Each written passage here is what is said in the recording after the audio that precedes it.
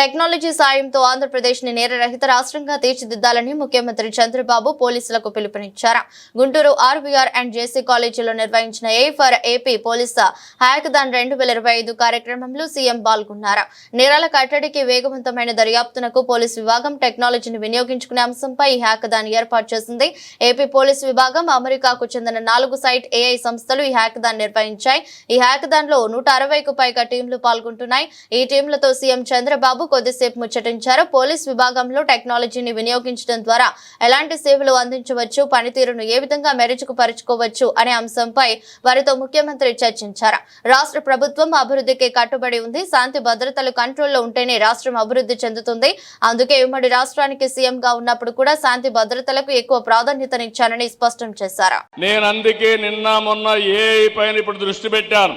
First time దేశంలోనే quantum valley పేరు పెట్టి క్వాంటమ్ వ్యాలీకి శ్రీకారం చుట్టాను.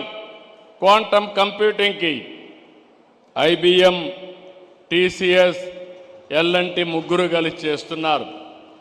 ఈ 30వ తారీఖున దగ్గర 500 మంది ఎక్స్పర్ట్స్ అందరినీ పెట్టి క్వాంటమ్ కంప్యూటింగ్ వాడేవాళ్ళని, అకాడమిక్ ఇన్స్టిట్యూషన్స్ని, ఎక్స్పర్ట్స్ని, మేధావులందరితో పెట్టి ఏ విధంగా దీన్ని ఉపయోగించుకోవాలనో, ఆల్గరిథమ్స్ రాయాలనో అవన్నీ తయారు చేయడానికి ముందుకు పోతున్నాం. అందుకే నేను ఒక మాట మీతో చెప్పాను. ఈరోజు ప్రారంభం మాత్రం ఏం చేసింది, దేశంలో ఉండే ముఖ్యమైన వ్యక్తులు ఎవరైనా సరే 160 మంది ఇందులో పోటీ పడ్డారు. 60 మంది మాత్రం సెలెక్ట్ చేశారు. అందులో 8 యూస్ కేసెస్ని ఐడెంటిఫై చేశారు. ఇప్పుడే ఇక్కడ చూస్తే గవర్నమెంట్ ఆఫ్ ఇండియా తరఫున ఇండియా ఏ అసోసియేషన్ కూడా ఇక్కడికి వచ్చారు.